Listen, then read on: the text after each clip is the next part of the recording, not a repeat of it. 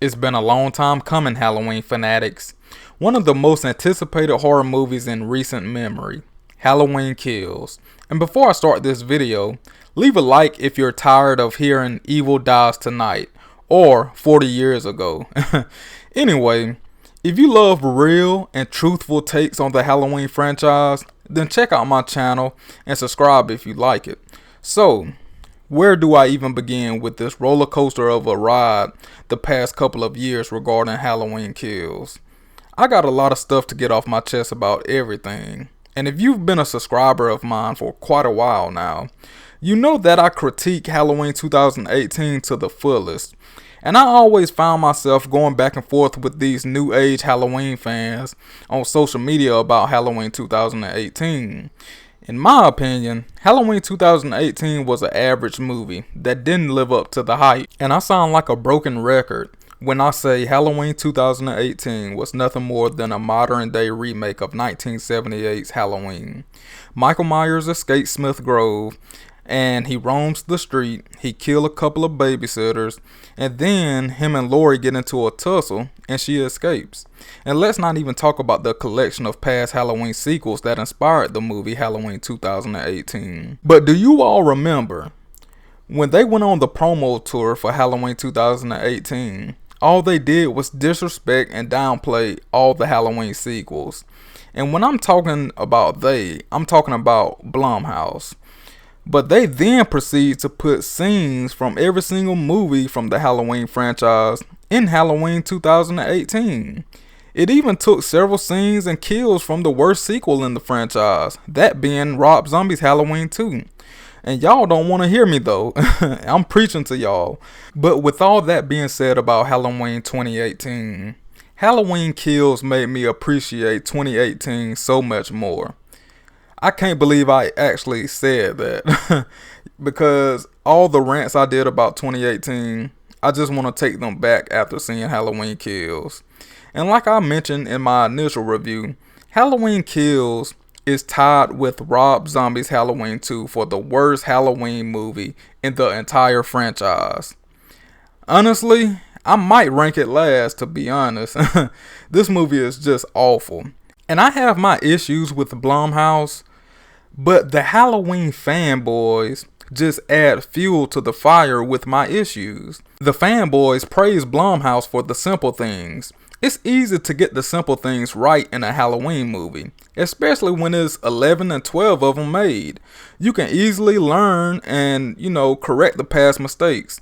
That's like if you take a test and fail. You know what to do differently next time to approach the test. It's easy to get these things right with the Halloween franchise like I just mentioned. The mask, the Myers house, the walk, the use of shadow and light, the use of old characters, the easy stuff. And people are probably saying right now, well, Halloween 5 didn't get the Myers house right. Well, did you see what Halloween 6 did to the Myers house? It looks similar to the original Myers house, but not quite. And then Halloween Resurrection, they got the Myers house the best out of the franchise. So that's what I'm trying to say. They didn't mess up like Halloween 5 did. And I admit that because I'm a Halloween 5 fan. Yeah, go ahead and talk your junk down in the comment section. But what I'm trying to say is when the producers and writers are coming up with these stories, they can say, hey, look, previously the fans didn't like the styles of the Myers house. So what are we going to do? We're going to bring it back to the original. They're going to love it. That's the easy creative stuff that the fanboys be praising about them. That's a simple fix. But when it actually comes down to putting pen to paper, David Gordon Green and Danny McBride don't have a clue what they're doing. In all reality, they are just a bunch of fanboys making a fan film on Blumhouse's budget. And after Halloween ends, the franchise will be dead, just like Rob Zombie's Halloween 2 did to the franchise. It scarred the hell out of the fan base. And now the franchise will be in limbo just like Halloween 2 did from Rob Zombie. So let's dive into the real discussion about Halloween Kills. The movie starts off with Cameron walking around in a dress. And right away, the movie theater that I was in, the little audience that it had, they just started laughing right off the bat. And I'm like, man, this is going to be a long, long movie. Anyway, he stumbles across Hawkins, and coincidentally, Hawkins wakes up with blood gushing out his neck. Then he starts spewing this stupid rhetoric about evil must die tonight or kill the evil or something like that. Something stupid. Anyway, we cut to a flashback in 1978. And I admit, I absolutely love it, so I'm not going to complain there. The location looked legit, just like Halloween 2, 1981 and 1978.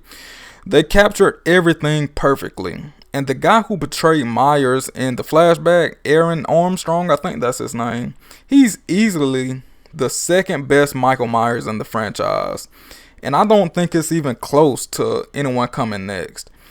And whenever they showed Michael attacking that officer in the house, I felt like that was the strongest and meanest we've ever seen Michael Myers. But where things began to get a little concerning and unnecessary for me is when they focus so much and they put so much emphasis on Hawkins being the cause of everything. Hawkins is basically created the domino effect to what we know now as Michael Myers. They made Hawkins an unnecessary character in this movie, in my opinion. But after the flashback, that's where the movie went downhill on a slippery slope. And we're introduced to a handful of past characters from the 1978 film. Tommy Doyle, Lindsay Wallace, and Marion Chambers. And I've mentioned in past videos how Blumhouse used these past characters for fan service. And it definitely came off exactly how I predicted. Useless, worthless, throwaway characters other than Tommy Doyle, who they force down our throats every minute in this movie. And let's not forget about Sheriff Brackett coming back. You know what? Let's just talk about the pros and cons. And I'll start with the pros. I already mentioned this, but the flashback scene was epic. Specifically, I was highly impressed with the Dr. Loomis portrayal. That literally looked identical to Donald Pleasance. They nailed it. Aside from the flashback, Christopher Nelson did an amazing job on the craftsmanship of the Michael Myers mask. It looked great in every single scene, including the flashbacks. And another positive I have about this movie is when Michael Myers is chasing Karen after she took his mask. That was a cool scene, and Michael looked just as scary without the mask than with it when he was walking. Oh, I guess I got several more positives that just popped into my mind. The opening credits with the pumpkins and the Halloween themes was pretty damn cool. And the Halloween theme is great, but I guess that's all my positives. Now let's talk about the negatives of this movie, which is a lot, and I hope y'all have time today. I think we can all agree that the "Evil Dies Tonight" chant was corny as hell and unnecessary, especially in correlation to the mob going around Haddonfield doing stupid shit. And that's one of the worst things that I've witnessed in the Halloween franchise. Oh, and how can I forget all of the cringy dialogue throughout this entire movie? Like, we hear this line throughout the whole entire movie. 40 years ago, Michael did this, did that. He stood in this exact spot. We get it. Everyone doesn't need a reminder every single 2 minutes about his backstory. The movie just felt empty. Halloween Kills, simply put, is just a sequel full of emptiness. And not to mention the flow of the movie. This was just awful. And it's Bush League editing. No excuse for that, especially having 2 years to craft it. Why not pick up Halloween Kills with the 3 Powerpuff Girls, Laurie Strode and them, on the back of the truck going to the hospital? Why not pick it up right there? Instead, they start off with Hawkins and the flashback scene. And then after that flashback scene, it's the bar scene. That makes no sense at all. It didn't even feel like the same night at that point. And the acting made this movie that much worse. Jamie Lee Curtis, she did the best what she was given. You know, she's just happy with it being paid and having the spotlight. Judy Greer, her acting was bad as usual. I would rather watch bread growing mold on it than watching her act. And Andi Matichak, you can tell she doesn't know anything about the history of the Halloween franchise. She's just a pure actor doing her thing, and her passion is clearly not there. But with all that being said, Andi Matichak was probably the best actor along with the guy who played Lonnie. The other characters like Little John and Big John wasn't needed at all. Good acting by them, but it was just bad dialogue. Same with the older couple in the first house. That was so cringe to me to listen to. Talking about, oh, it's a monster with a mask on. Like, really? It just didn't hit at all. And let's talk about some other things that I strongly dislike about Halloween Kills. They made Michael Myers vulnerable. Vulnerable as ever. They took his mask, they taunted him, they beat him, and we also see him get beat in the flashback. And it just goes to show you that it's been plenty of times they could have just killed Michael Myers. They could have wiped him out. And when I seen that mob jumping on Michael Myers, it felt like I was watching that comedy movie Friday. Debo versus Craig. I'm not joking. I don't like Michael Myers bobbing and weaving. Like, I don't know, like he's got good fight coordination. That's a no-no for Michael Myers. Straight up stupid. And in my mind, after watching Halloween Kills, it's just like they're trying to make Michael Myers into a mixture of John Wick, John Cena, and John Rambo. So he's a mixture of all three Johns. And I know everyone was so excited about all the kills and all the gore, but was this movie really that gory? I still think Rob Zombie's movies was a little bit more gruesome. Definitely a misleading title that they were advertising and talking about this is going to be epic, the most kills ever and everything like that. We get it. You want to do all these kills just to cover up the storyline and plot. Well, that was easy to do because it wasn't no storyline or plot in this entire movie. Anyway, quick thoughts on Lindsay Wallace. Why was she all beat up and acting like she was in a big fight? She rolled up in a hospital in a wheelchair, and I'm like, all Michael Myers did was pin you up against the car, so why are you acting like you got ran over by the car? She was acting like, you know, she was all beat up and stuff. I'm like, come on, man, you got away. But it must be a deleted scene or something, because I know in the advertising campaign, she was talking about how she did a scene that she had to hide in a swamp, like actual water. So it'll probably be on the 4K Blu-ray release. But did anyone else notice that, how she rolled up in the hospital like Michael Myers almost killed her or something? All he did was slightly choke her. But did y'all also notice how Karen and Allison didn't even grieve for Ray like a normal individual would? I mean, we get a certain scene, but other than that, they weren't even caring about Ray. And I'm going to point something out that the fanboys won't point out. The Big John and Little John gay couple was just a distraction. Throughout the Halloween 2018 movie and the Halloween Kills movie, Michael has been going into people's houses killing random people. We see it over and over again, and it's become repetitive. And in Halloween Kills, we seen this old interracial couple that gets killed by Michael Myers, and we see the same thing with the gay couple. It's the same exact thing. But you're focused on them being gay and the comic relief, and you're not paying attention to the writers repeating these scenes over and over again. And what's up with everyone in this movie talking about Michael Myers looking out at the damn window, talking about he's looking down on Haddonfield?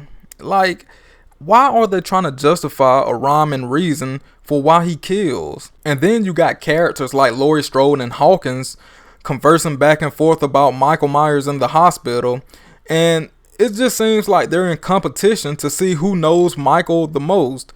Like, for instance, Laurie Strode to say, "Did you know I looked into his eyes and took his mask off?" And Hawkins would reply, "Yeah, I had several chances to kill him. I was right there."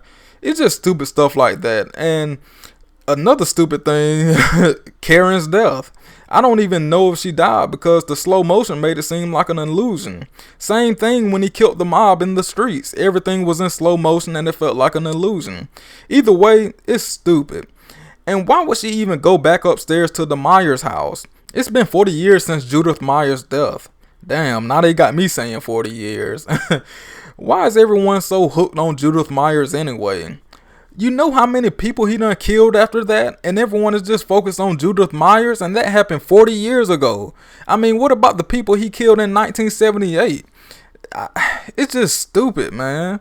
And they're trying to force something that's not there. And speaking about the Myers house, Why is the Myers house sitting so damn close to the street? And why is everything so damn compact together? All the houses are so close together. It's just so fake. And the soundstage couldn't save y'all at all on that one. Yeah, Blumhouse, you tried, but hey, it looks super fake. Resurrection did a better job with that. Oh, and how can I forget about the mental patient that committed suicide in the hospital? Why did they even incorporate that into this movie? What a waste of time, and it's almost an insult to the audience watching it. And when did Haddonfield become so overpopulated? I've never seen so many doctors and nurses at a single hospital. And same goes with the people and patients. It was just so many people at this hospital and it wasn't realistic. Overall, Halloween Kills was a complete failure of a movie, as expected. The Fanboys said it would be good and they called me stupid, but now look at you. This movie didn't even seem like it was the same writer or producers working on it, but that's what happens when you only focus on money. And in the end, we waited a year for this, and it definitely wasn't worth the wait. This movie was empty, and they clearly didn't know what direction to go in with the characters or the story. It just took so many directions and threw the fans off. It's just a bunch of crumpled up crap. That's all it is. And pretty much the little bit of individuals in the theater that I was in, they thought the same thing too. Like, everyone was disappointed walking out. Danny McBride and David Gordon Green have proved that they don't know what direction to take this franchise. And I can tell they really want to do the family storyline, but they are afraid to disappoint John Carpenter. And I guarantee, if they can do this all over again and start over with Halloween 2018, they would definitely involve the sister and brother storyline. I guarantee you they would. In conclusion, the name Halloween Kills didn't live up to the hype as advertised. And I don't think it's out the realm of possibility that the entire movie of Halloween Kills is just a dream. Laurie Strode might be in a coma on the back of the truck, and Michael's body was never found in the fire once the firemen put it out. You know, that could be a scenario as well. So I'm going to end the video like this. You Halloween fanboys and Halloween purists like Dave McCray, I have a video coming to expose the truth on how y'all are being dishonest in all of y'all reviews. And I believe they're doing it just to get in good with Blumhouse and Universal, especially Dave McCray. He did a complete 180, and you know, he's been preaching this and that about how he's a purist and everything like that the past couple of years. And Halloween Kills is the opposite of everything he's been preaching. And he's been praising this movie. So I definitely got a video coming on that soon. So make sure y'all check that out. So anyway, my mission is to expose the hypocrisy in the Halloween community. I love this community, but at the same time, it's a lot of toxic people in this. Anyway, y'all be safe. Peace.